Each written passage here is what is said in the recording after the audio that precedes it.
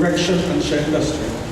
Mr. Kunj Bihari is a high achiever, obtaining several prizes in all his 3 years of study at ILAS. He has set high and well-crafted goals for himself and is well on his way to achieving them.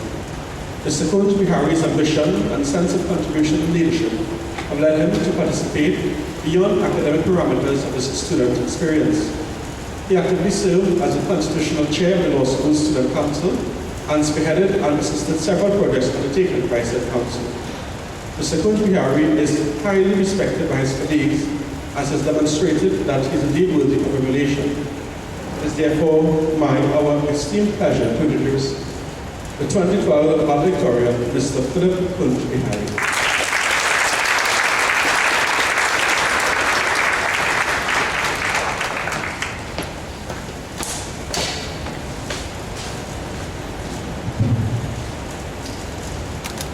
Thank you, Mr. Rowan, for that wonderful introduction.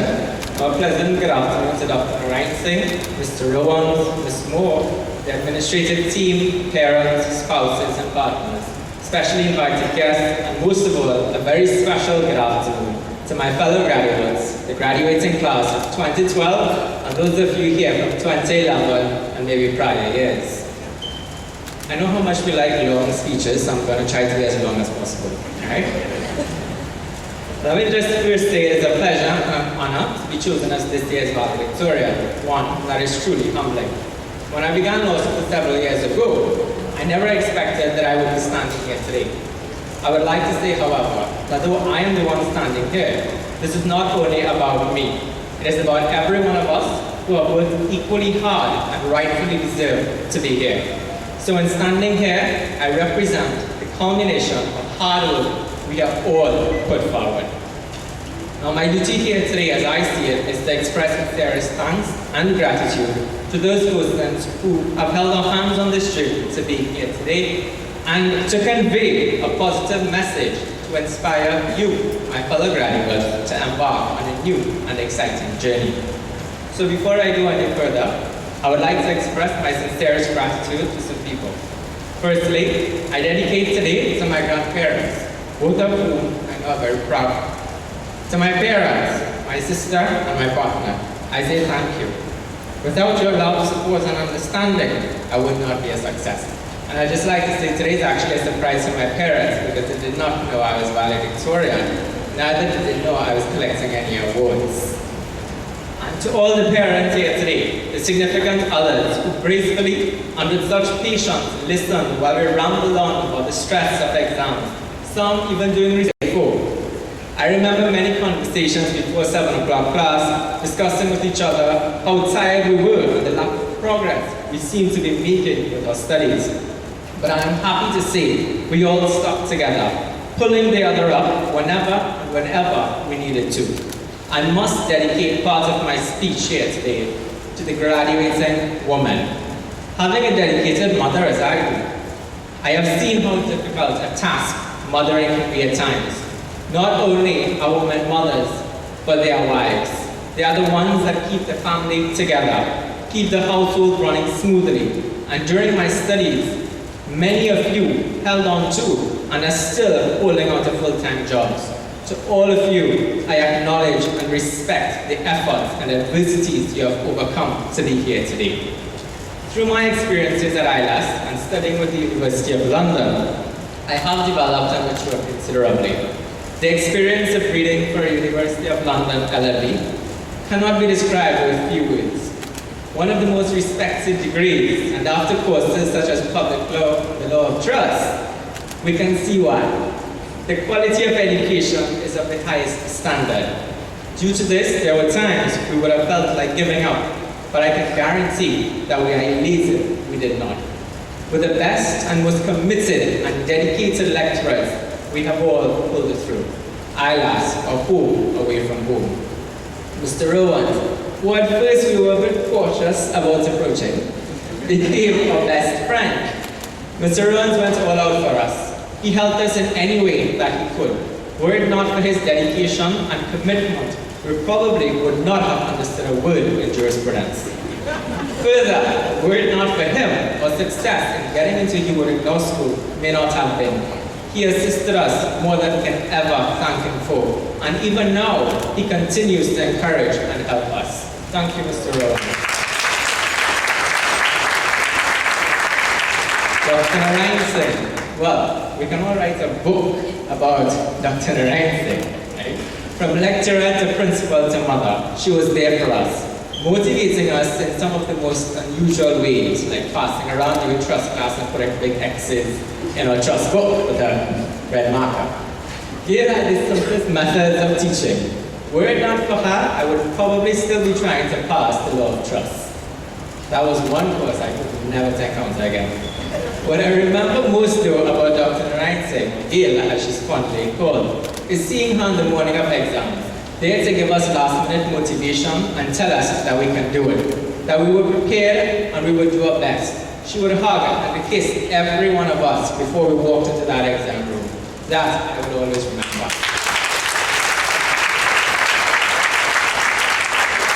And last but not least, everybody knows my favorite, Miss Cecilia Moore. Now I think it's still Miss Moore, right? Due to her, I think everyone at ILAS wanted to know who Kunj was. Miss Moore was more than a lecturer to me. She became a big sister, a mother, and someone I could go to no matter what day is to.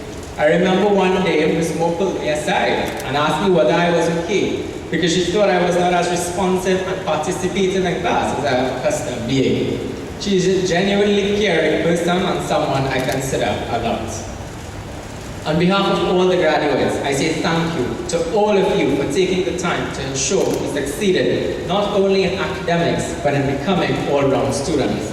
I can't begin to thank the most helpful administrative staff.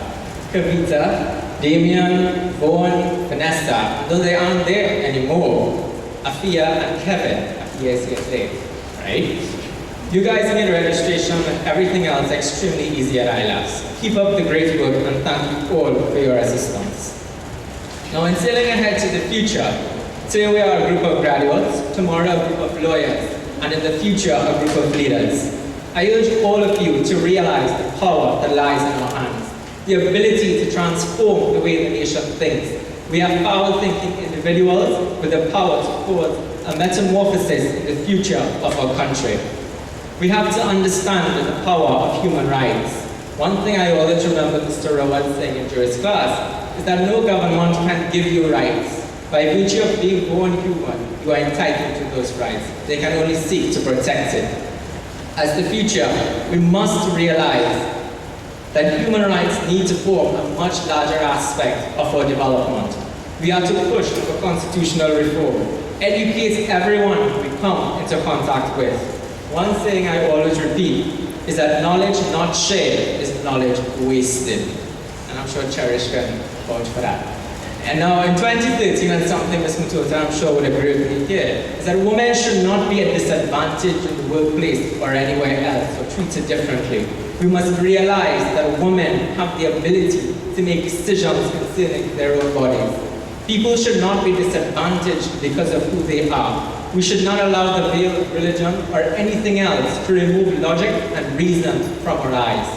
As attorneys, we must have the power to separate what we know to ourselves to be right and what others may wish to tell us is right. We must stand strong for what we believe in, stand up for the rights of minorities when no one else shows interest. Never settle. Had I settled, I would have probably been a bike and frustrated in a lab somewhere. Take the knowledge we have acquired to an ever-globalizing world. Do not be confined to the waters of Trinbago. You've always had a dream of moving to Rome, then go for it. Helping kids in Africa, then go for it. Don't wait for opportunities to present themselves. Go forth and grasp those opportunities. I would like to remind all of you, though, that in going forward, there are many lawyers today. In 2014, when we graduated from Warwick, there are 340 lawyers coming out. And the only way that we can become truly successful is by helping and working with each other, working as a team. True knowledge is not confined to the walls of a library, but only by understanding others may we derive true wisdom. Get rid of the ego and the pride. success is not only about having a degree or material, a large part is also about building successful relationships, allowing your true character to shine by your genuine actions. As President Barack Obama believed, and I too believe, when you work hard and achieve and walk through the door of opportunity, you do not shut it behind you, but rather you look back and give other folks the opportunity that have helped you to success.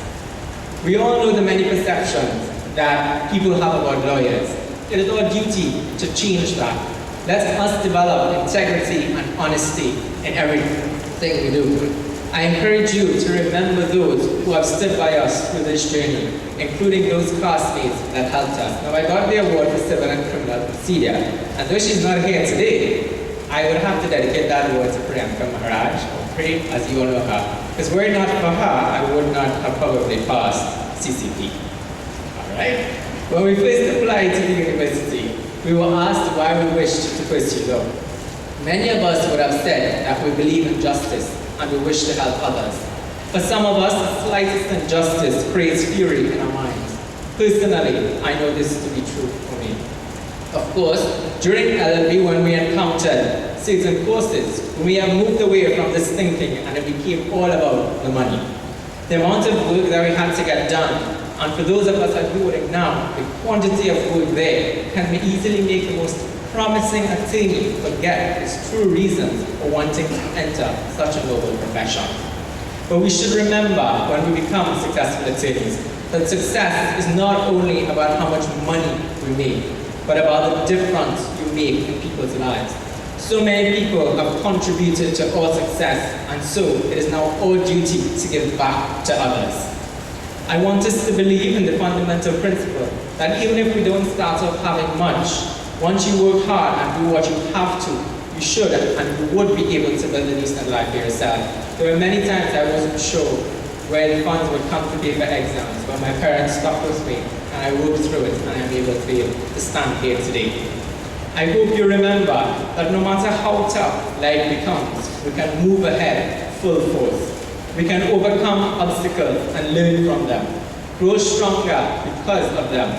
If we believe and stand up for what we believe in, see that if we work together, we can change the country for the better. Let us not be selfish. Let us not cast aspersions on others without knowing their true story. My dear friends, let us go into the world of work and leave a legacy, a name for ourselves, an empire. Let each of us be remembered as the honest politician or the criminal lawyer who always had his integrity intact. Let us be the difference the world is yearning for. Now, in concluding, I won't leave you with a quote. Rather, I leave you with three simple words that I think, as future attorneys, we must imbibe into our minds in everyday action. These are honesty, integrity, and dedication. I thank you, and to all of you, the best of luck.